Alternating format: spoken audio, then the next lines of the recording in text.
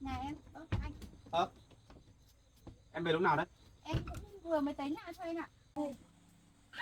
Bố mẹ em xảy ra chuyện gì à anh? Sao anh cứ có vẻ là em để cho anh bảo nói đi. Em cứ để cho anh nói, đến giờ này không phải giấu đâu. Thì mẹ em ấy cũng gọi là rất là hung hách rồi. Nhà cửa của mận đây thì cứ phá hỏng hết. Xong là thế là công an là cho bắt lên đồn là bị giam luôn thôi. Có cách gì để cứu mẹ em ra không anh? Anh không có cách nào đâu. Mẹ, Có cái đi làm đây à? sao mẹ lại làm những cái chuyện này à mẹ? Thôi cứ mẹ về đi. Mẹ muốn về nhà lắm rồi.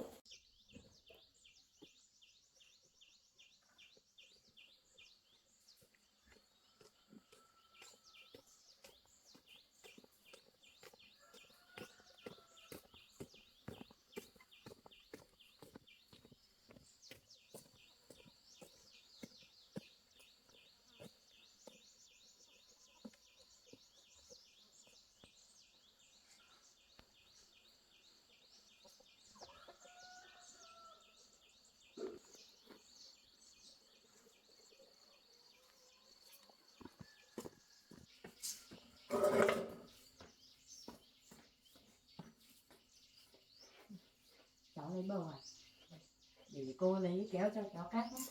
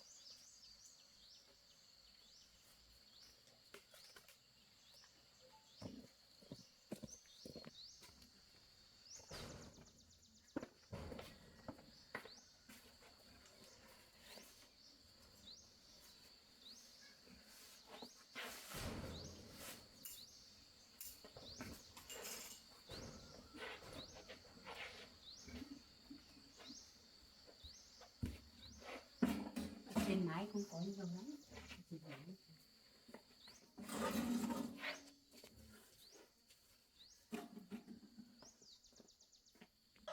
Có nhiều lắm cháu ạ. Lúc nào cháu lấy xuống nhà cô lấy. Cô bán cân 5.000 này. 14 cân này. 14 cân 70.000 cháu ạ.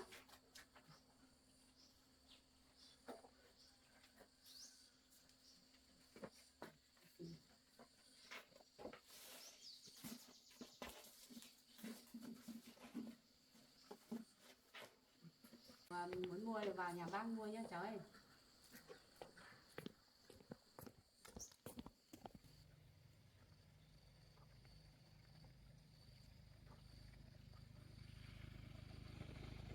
Em ơi, nói gì đấy? Bảo lấy vào đây nào. Bầu à?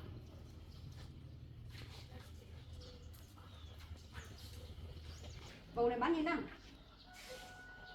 20.000 à? Đấy, để chị Hồ lấy hết đi.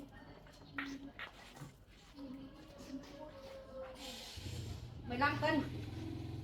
5 cân nhá. Cùi này bao nhiêu một cân nào? Là 14 cân.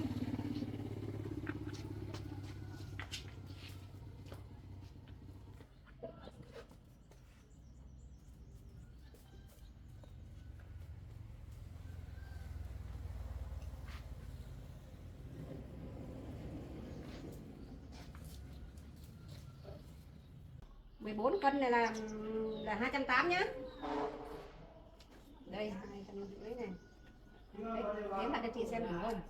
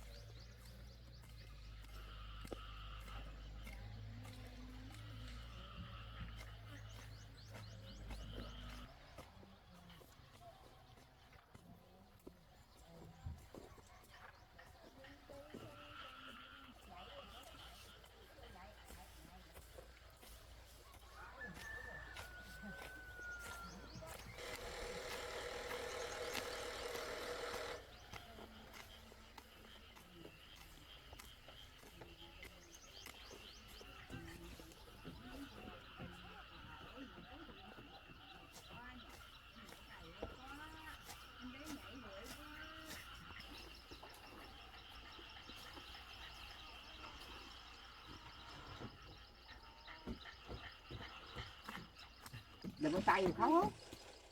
Này, đập bóng cái này này. Đập cái này, đập cái này. Không phủ nữa, phủ thì nó đi ăn nước rồi bẩn. Đây. Đập bóng đi, đập bóng đi, cầm cái bóng kia đập đi. Hay, nhìn chú đằng sau.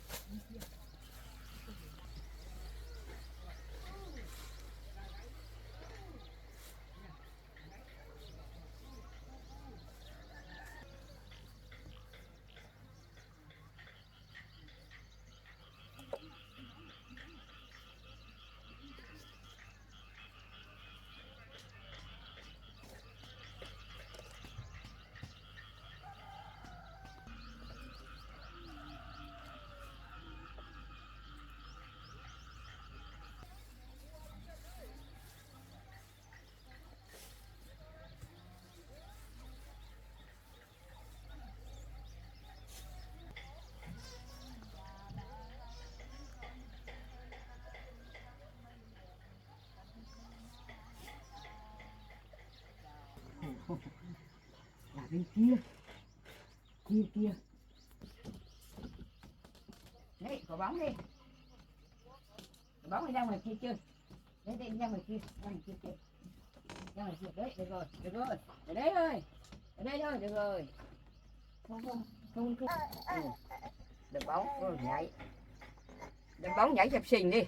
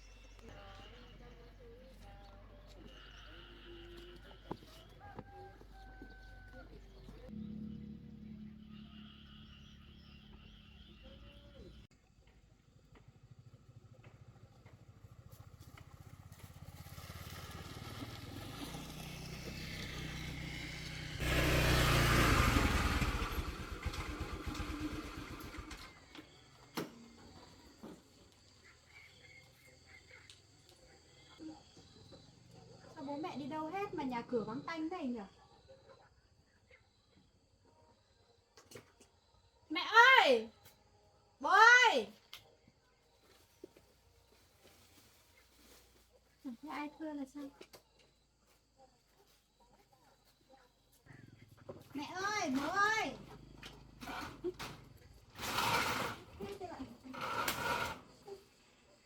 Nhà cửa tối om này. Bố mẹ đâu hết mà nhà cửa tối om này không biết nữa. Mẹ ơi! Bố!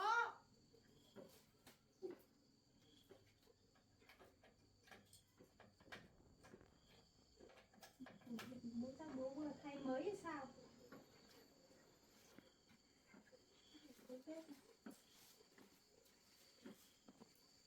Bếp thì cũng thấy tối om. Đang đun nước tắm hay sao á? Thế có lửa đây. Bố chắc là đang mới đun nước tắm đây. Biết là bố đi đâu? Tắm điện á.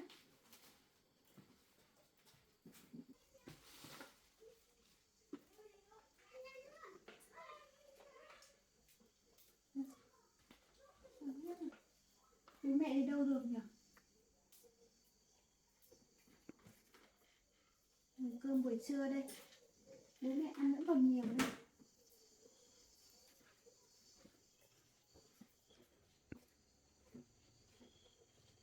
Màn bố ngủ xong vẫn chưa gấp gọn đây.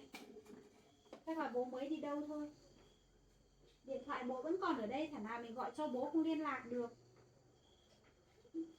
Có phòng này xem.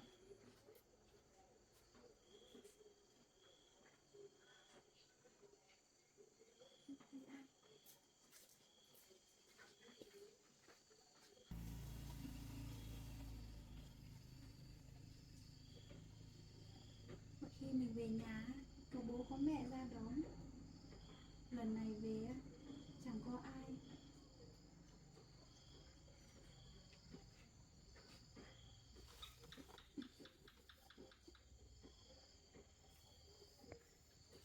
Cái cuốn chắc bây giờ nó cũng lớn lắm rồi. Em bận nữa.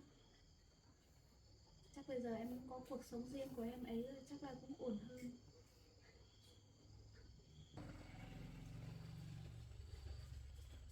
Không biết là anh Bảo với em gái mình như thế nào rồi.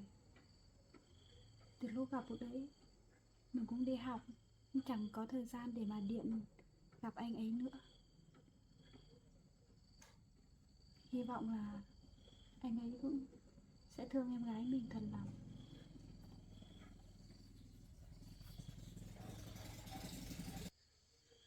Biết mẹ bố đi đâu nữa. Xem bố có ở bên này không.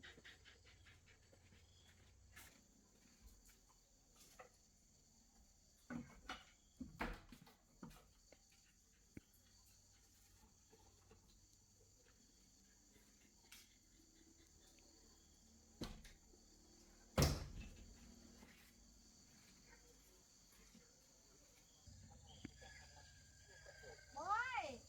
Mẹ ơi! Nay con về này á, chẳng ai ra đón con. Bố mẹ đi đâu hết rồi.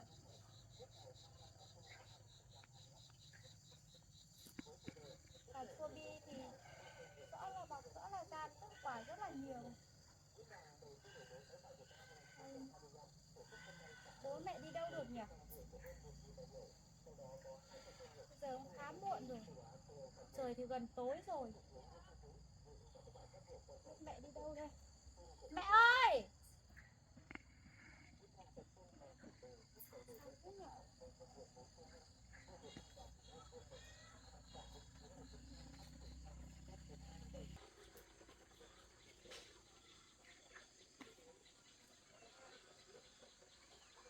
Mẹ có thể đi đâu được nhỉ?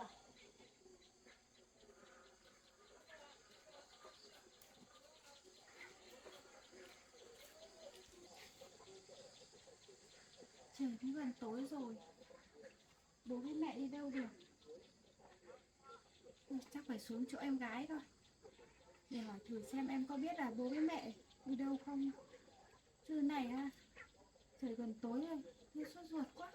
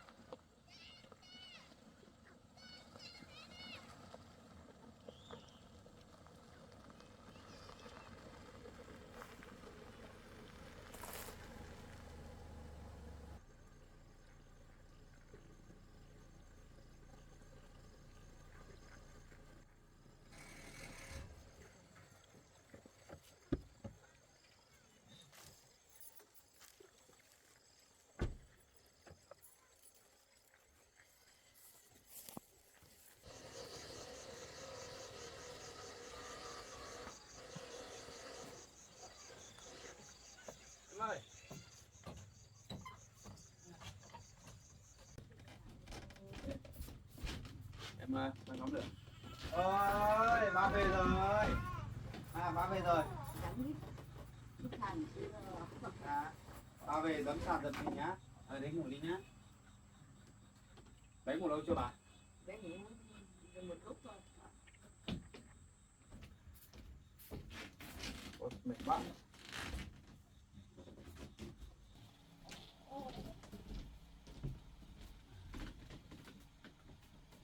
Mình làm về tầm muộn đi mệt quá em ạ. Nào phải đi xe đi lại lại mình. Rồi bố bé nào. Bé đi nào. Nhanh nào. Bé. Ấy nhỉ, chậm quá. Ở đây. Anh không nghịch ly nhé. Với nhá. Chỉ cần chơi nhá. Cho em bé cầm ly là phải cẩn thận nhá. Giờ vỡ cắt chân cắt tay nhé. Cầm tờ tí thôi nhá, hay là khăn nước rồi. Tờ béo nước chưa? Được rồi, chung một tí đấy nhá. Bế một tí nhá. Được rồi. Rồi. Chắc ngủ giấc nhiều rồi. Đi mẹ đùa ngủ đi. Bà đi chuẩn bị cơm tối ra thế. Con Hư nhá. Con Hư nhá. Mẹ bế đi. Bố đi nấu cơm cho mẹ đã.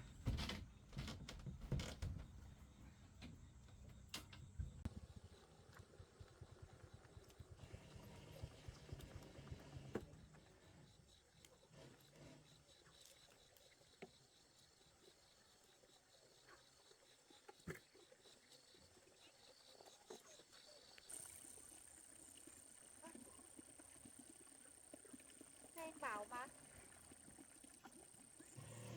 anh ấy đang ở đây với em gái mình hay sao? Nghe của anh bảo thôi mà.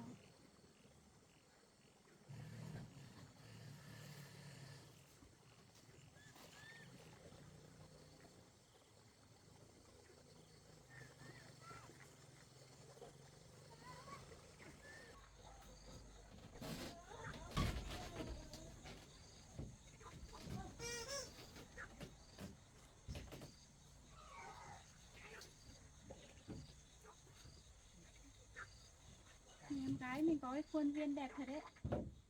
Em ấy trồng được bao nhiêu là hoa này, bao nhiêu là rau này.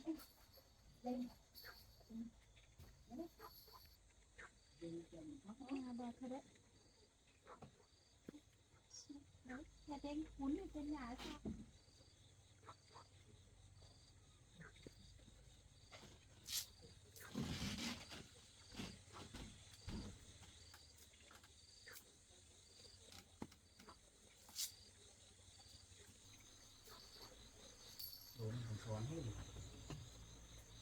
Cún ơi, em gái ơi.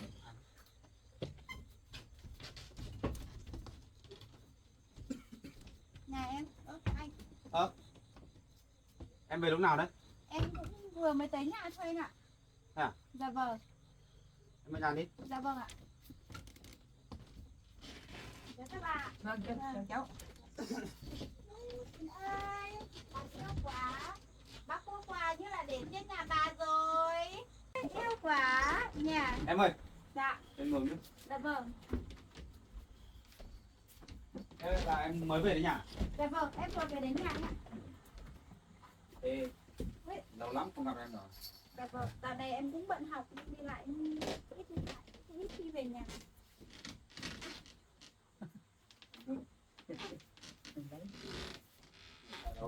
Em sợ vợ ngồi đây. Ngồi đây. Em sợ à? Không phải sợ đâu. Chị cũng lâu không được về thăm hai mẹ con em đấy. Chắc nhìn thấy em có vẻ khỏe hơn. Em Cũng lớn hơn rồi đấy. mà cháu cũng hơi sợ em một tí. Dạ vâng. Thì bao nhiêu chuyện hiểu lầm ấy. Anh uống nước đi, cháu với bác uống nước ạ. Vâng. Em uống nước đi. Dạ vâng. Anh dạo này công việc thế nào ạ? Công việc của anh thì vẫn ổn định bình thường thôi. Dạ Còn vâng. em, chuyện học hành của em thế nào? Em thì chuẩn bị thi em ạ. Chuẩn bị Dạ vâng. Dạo này vắng thôi. vâng, chuẩn bị thi nên là em cũng được nghỉ 1-2 hôm ấy, nên là cũng trở về nhà thăm bố mẹ. Nhưng mà lúc em về thì thấy nhà cửa vắng tanh tối om, gọi cả bố cả mẹ chẳng thấy ai. Thôi cố gắng thôi, lấy được cái bằng giỏi về thì lại đi xin chỗ nào mà uy tín hơn đấy làm, Dạ vâng. tùy em thôi. Dạ vâng. Nếu được thì em quay lại chỗ phòng khám của anh làm được. Dạ vâng. Thực ra thì bây giờ trước mắt thì em cũng phải lo lấy cái bằng tốt nghiệp xong đã anh ạ. Còn chuyện đi làm thì lúc đấy tính sau. Cái là tùy lựa chọn của em thôi. Dạ vâng. Lấy được bằng về rồi thì em làm ở đâu thì cũng là lựa chọn của em thôi. Dạ vâng. Ừ. Anh qua đây lâu chưa ạ? Anh thật ra là anh cũng ở đây lâu rồi. Đây là nói thật với em là đây là nhà của anh. Thế ạ. Thì nói thật đấy là từ lúc em đi học thì anh cũng với em gái em kiểu là anh cũng thích cô ấy, anh cũng yêu cô ấy rồi. Thì anh cũng chuyển lên đây ở với Mận luôn, À thế ạ. cũng chưa được nói với em.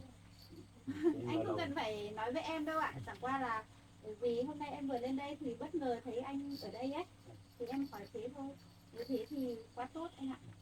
Thì từ trước giờ thì anh cũng bận nhiều việc lắm, cho nên là cũng không được liên lạc với em nhiều.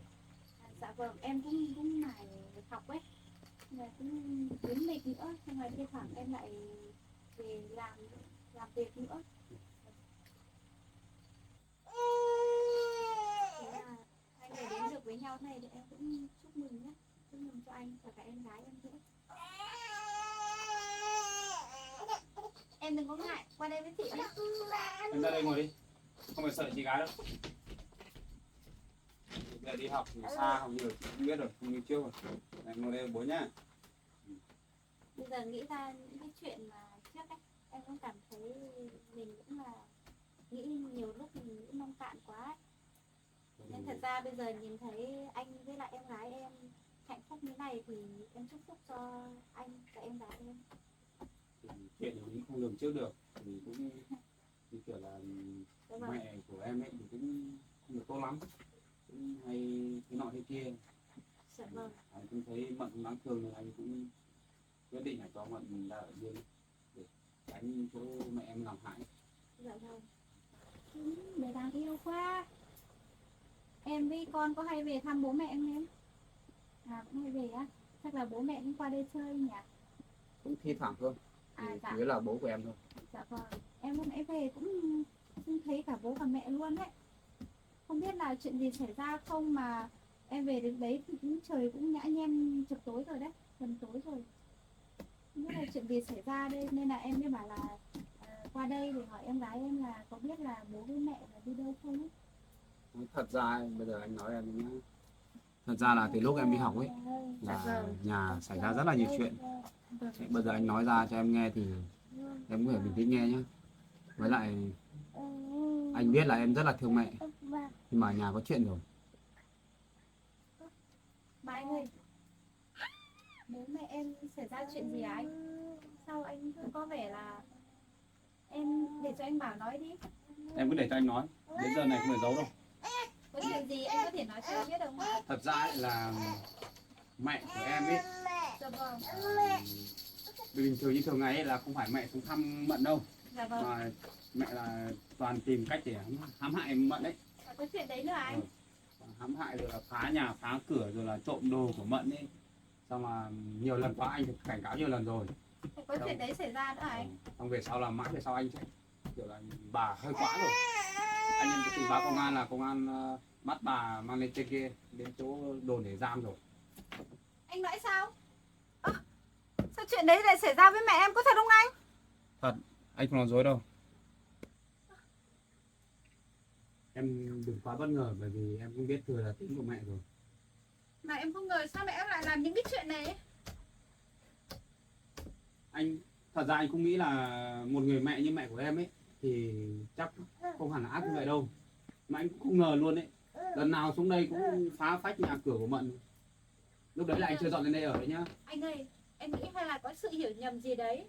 Chứ thật ra em sống với mẹ bao nhiêu năm, nó thật ra Mận không phải là con gái của mẹ đẻ ra thật, nhưng mà mẹ cũng có công, ví dụ như là nuôi dưỡng này, có thể là thi thoảng vẫn phải chăm cún. Sao mẹ em là làm những chuyện đấy? Em không tin đâu. Chắc anh đang nói dối em phải không ạ? Anh không nói dối, đấy là sự thật. Anh biết là mẹ của em là không phải, nói chung là anh cũng chẳng biết nói thế nào. Mẹ em đi ngồi tù rồi, Ngồi tù. bị bắt giam rồi, bây giờ là không thể ra được vì mẹ em mất án rất là nhiều. Em gái ơi, có phải thế không em? Đúng là em bảo nói là thật đó. Thì sao? Anh ơi, thật ra em không ngờ là mẹ em lại làm ra những cái chuyện như thế này. Anh cũng hơi buồn đấy, nhưng mà không biết phải làm nào được vì mẹ của em là làm những chuyện gọi là không thể công nhận được, không thể chấp nhận được nữa. Mẹ em bị bắt lâu chưa anh? Tính đến hôm nay là cũng sắp đầy 2 tháng rồi. Mà 2 tháng. Nếu mà đợt này em không về, có lẽ là em không biết là mẹ em lại xảy ra những chuyện như thế. Thì mẹ em ấy cũng gọi là rất là hung hách rồi. Nhà cửa của Mận đây thì cứ phá hỏng hết, phá bờ rào rồi là đến cướp tiền rồi cướp đồ ăn, đập cửa đổ hết lên bờ rào nhà đây, anh làm cho Mận hỏng hết. Anh cảnh cáo rất là nhiều rồi mà mãi về sau ấy là em có một lần là nặng nhất là anh không thể tha được cho mẹ của em nữa. Thế là anh gọi công an đến thì mẹ em vẫn còn nhiều lời lắm, không chịu nhận tội cơ. Xong là thế là công an là cho bắt lên đồn là bị giam luôn thôi. Cái này phải xử lý nghiêm theo pháp luật rồi, không thể tha được. Dù sao đấy cũng là mẹ em, mà cũng là mẹ của Mận. Em biết là mẹ em đã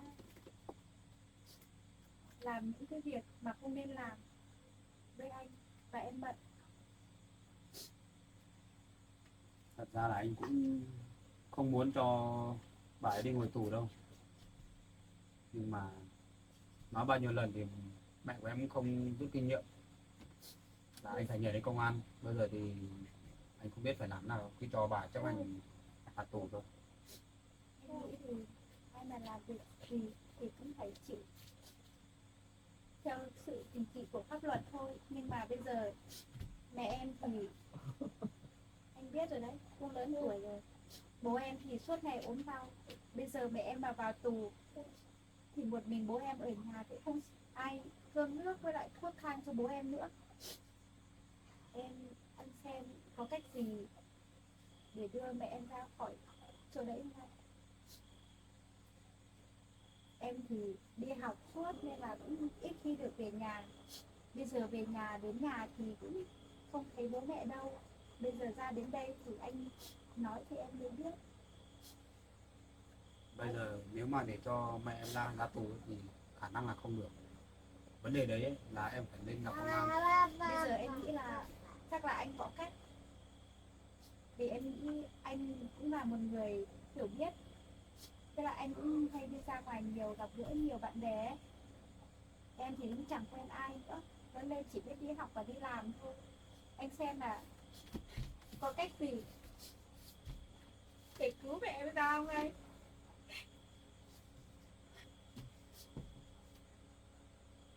Cái này chắc không được. Pháp bây giờ nó nghiêm lắm.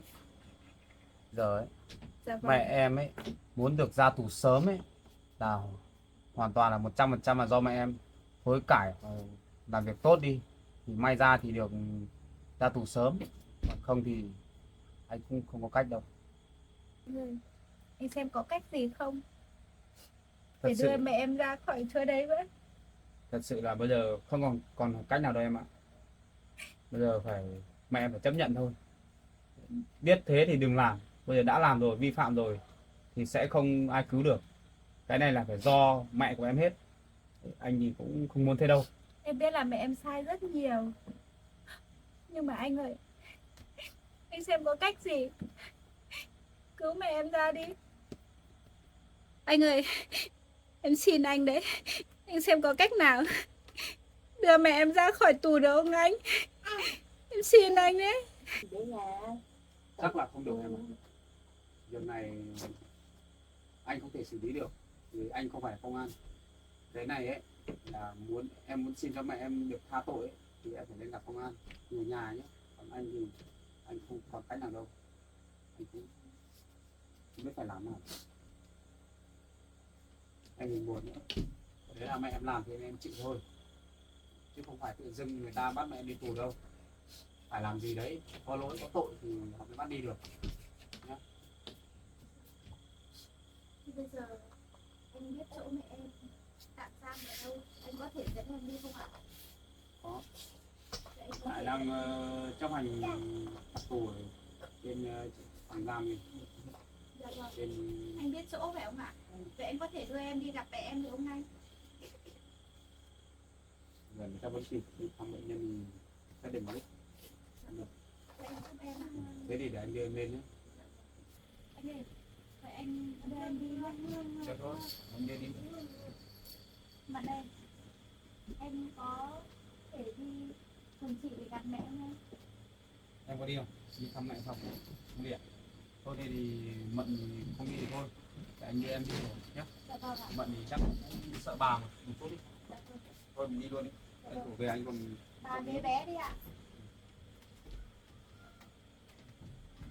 em ở nhà nấu cơm cho anh nhé. Anh đưa chị gái em đi một lúc.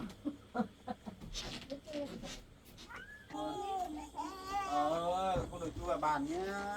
Bàn nó thấp lắm nhá. Ở nhà với mẹ đi. Để cô đưa tiền Đi về đi ạ.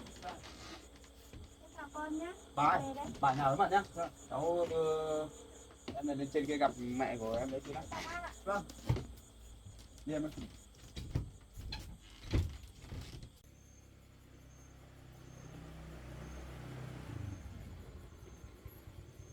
Đây em ơi. Đội công an ở đây. Ở đây ạ anh. Để em bà đi để anh đi vào gặp đồng chí công an để gặp mẹ. Dạ vâng ạ. Ở đây.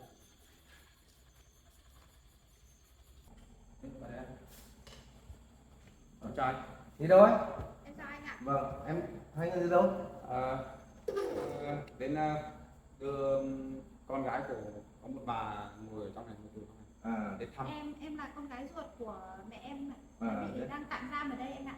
Thế Anh cho em xin phép là cho gặp. em lên gặp mẹ à? Dạ vâng, anh làm ơn cho em gặp mẹ em một chút được không? Bà Tô anh ạ. Bà tôi thì Bà gầy gầy. bà tôi à? Bà tôi thì ở đây được 2 tháng rồi nhưng mà không thấy có con gái đi thăm đâu. Em là con gái của bà tôi à? Dạ, anh ơi, em là con gái ruột của mẹ em ạ, Vâng. bà Tô ạ. Vâng. Vì là thời gian vừa rồi em cũng đi học xa nhà ấy. Vâng. Thì bây giờ em được nghỉ thì em vừa về tới nhà thì cũng anh bảo cũng vừa kể qua cho em nên em mới biết thôi ạ. Thì em này nó đi học ấy anh. Vâng. Đi học xong là cũng không biết là mẹ phải phạt Bị tù tạm đâu. giam ở đây ạ. Vâng. Dạ Nên vâng. là anh cho em xin một ít mấy phút để cho em ấy gặp. Vâng. Thế thì để anh đi dẫn em đi sang xem mẹ. Dạ vâng ạ.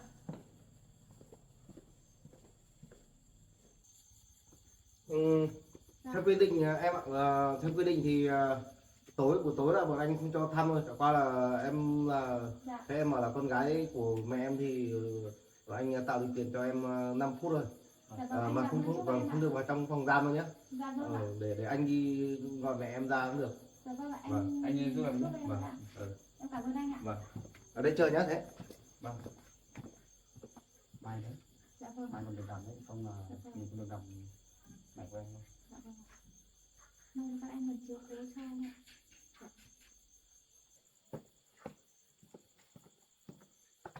Bà tôi. Gì đấy? Bà Trương Ngoại.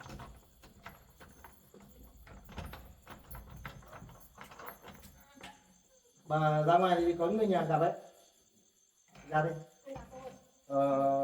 Thấy bảo con gái của bà ấy, bà đi ra đây đi. Đứng đây nữa.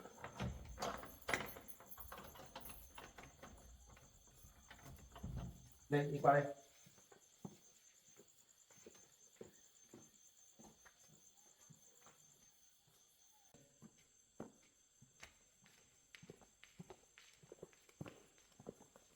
Đây, bà ngồi đây. Ngồi đây chờ tôi đi gọi người nhà nhá. Một rồi không cho em về thăm mình. Mà anh ơi, thế anh công an bảo là chờ một lúc thôi, nhưng mà em thấy chờ cũng khá lâu rồi mà chưa thấy ra anh nhỉ? Em cứ bình tĩnh chờ một lúc nhé. Dạ vâng. Dạ, dạ, Đấy, anh chị đi sang bên này gặp phạm nhân đi. dạ vâng ạ. Vâng. Đi thôi. Đây, vào đây. Anh chị gặp phạm nhân đây. Thời gian thì 5 phút thôi nhá anh chị nhá. Mẹ của em đây, em có gì em nói chuyện mẹ. Em đứng ngoài. Vâng. Mẹ, Có cái đi làm đây à? Mày như con lắm. sao mẹ lại làm những cái chuyện như thế này? Mẹ đấy con lắm con. Con về đến nhà, con không thấy bố với mẹ đâu. Mẹ đấy lo lắm con được một hết tháng rồi. Mẹ ơi, con xin lỗi mẹ. Con đi làm lâu quá mày nhớ con lắm. Mẹ, con xin lỗi mẹ. Sao mẹ lại làm những cái chuyện này hả mẹ? Con nghe anh bảo kể hết rồi. Thôi con đi đã. Mẹ ơi. Ơi, giờ mình phải làm thế nào đây hả mẹ? Thế Con con cứu cứ mẹ mẹ. ra tù đi. Mẹ đấy con lắm. Con cứu mẹ kiểu gì đây? Ở đây mẹ cũng sợ lắm. Mẹ ơi, Nhưng mẹ không muốn ở đây một tí nào. sao lại như thế này chứ? Mẹ muốn về nhà với con rồi. Con biết rồi. Mẹ ơi, mẹ cố gắng ăn uống đầy đủ vào mẹ nhé. Ở Con cứ trong mẹ về này, đi. Mẹ muốn về nhà lắm rồi. con biết là mẹ ở trong này mẹ rất chịu rất nhiều là vất vả. Mẹ không tiếc ở đây đâu. Mẹ an tâm. Để con xem có cách nào không để con đưa mẹ ra mẹ nhé. Vâng. Sao mẹ lại làm những cái chuyện này hả mẹ? Mẹ muốn về nhà ở với con lắm mà không tiếc ở đây đâu. Vâng, con biết rồi, con sẽ cố gắng. Con sẽ tìm nhiều cách để đưa mẹ ra khỏi chỗ này. Mẹ ở trong này, mẹ nhớ giữ gìn sức khỏe. Ở trong này, mẹ có bị đánh không hả mẹ? Không thấy đâu. Mẹ đừng có gây sự với người ta nhé mẹ nhé. Mà Con sợ người ta đánh mẹ lắm. không là để tao ngủ. Con lấy mày đừng chậm rồi. Mẹ bảo đây rồi, ai sẽ là người nấu cơm cho bố ăn đây hả mẹ? Con phải làm thế nào đây? Có ốm nữa anh hằng. Mẹ ơi. Thôi em ạ, Có con biết đâu. cái việc mà bố của em ấy ở nhà thuốc thang ăn uống thì thỉnh thoảng anh muốn với mận này lên thăm mà. Mẹ ơi, bố nó hay ốm nữa. Giờ mẹ vào trong này, thuốc thang của bố ai sẽ là người đun cho bố uống đây? Mày bố cao đô mày ở đây không đưa về này. Bác bây giờ chấp hành phạt tù ấy thì bác phải chấp hành tốt rồi nhá thì mới được về sớm. Mẹ Còn ơi, không là bác phải ở đây dài dài nhá. mẹ ở trong này nhớ giữ gìn sức khỏe. Cán bộ Con nói gì, con bắt mẹ làm việc mẹ cũng phải cố gắng làm mẹ nhé.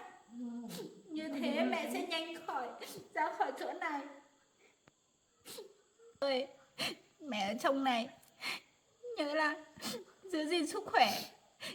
Con về nhà rồi, con được nghỉ mấy hôm. Con xem có cách gì không để đưa mẹ ra khỏi chỗ này mẹ nhé. Thế con sẽ có cách gì? Đưa mày ra đi. Dạ vâng, con sẽ cố gắng. Mẹ ơi, mẹ nhớ giữ gìn sức khỏe. Con cứ mày ra đi. Mẹ có muốn ở đây đâu. Con biết rồi. Mẹ cố gắng mẹ nhé. Ở trong này, mẹ nhớ giữ gìn sức khỏe mẹ nhé. Em ơi, có gì thì nói mẹ nói luôn đi. Xong rồi hết giờ đấy, có 5 phút thôi. Không hết giờ. Mẹ ơi, bây giờ cũng hết thời gian để con vào trong này thăm mẹ rồi. Bây giờ hết giờ rồi, con phải về đây. Mẹ Có phải em lên về thăm mình nữa? Dạ vâng, mẹ lại nhớ giữ gìn sức khỏe mẹ nhé. Mẹ cố gắng ăn uống và con biết là ở trong này đồ ăn không ngon. nói chuyện Nhưng xong mà chưa? mẹ cố gắng Hết ăn giờ nhé đấy. mẹ nhé. Anh ơi, cho em thêm một tí thời gian nữa được không anh? Hết giờ anh tạo điều kiện hết cho em rồi. Đây cháu bảo bác nhá. Bây giờ là bác ở trong này, bác cố gắng là chấp hành tốt. Đấy thì mới được ân xá, thì bác mới được về sớm nhá. Nghe chưa? Mẹ, Còn cháu chỉ đưa Xoan đến thăm bác một lúc thôi. mẹ ơi, con phải về đây. Rồi hết giờ đi. Có vậy nhá. Giữ gìn sức khỏe Nhá, mẹ hết nhé. giờ đi. Đưa về thăm mình nhá con nhá. Mẹ. Nhá. Hết giờ đi về phòng Em ấy. gặp mẹ đi. Hết giờ. Rồi, hết giờ. Bỏ tay ra. Đi. Mẹ. Phòng ấy. Thôi em ơi, bỏ tay ra, hết giờ. Mẹ. Hết giờ. Đi về phòng ấy. Đi. Thế cô về. Nhá. Mẹ làm thì mẹ chịu thôi. Thì cho mẹ ngồi tù đi. Ta cũng sớm được ra rồi nhá. Không phải buồn đi về đi. Muộn rồi. Nhưng anh đi về anh còn tí nữa mận chờ cơm ấy. Về thôi. Đi em. Mình về đây em ơi.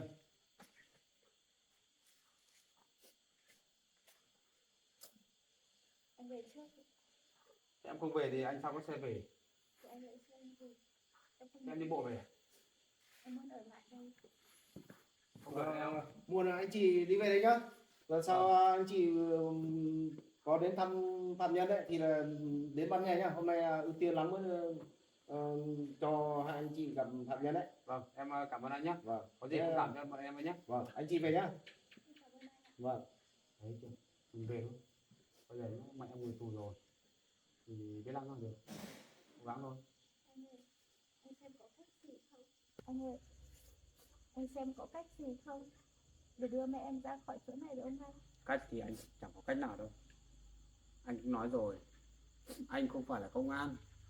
Anh không thể cứu được. Cái này có luật riêng. Còn nếu mà để cứu chữa bệnh tật nọ này kia thì anh làm được.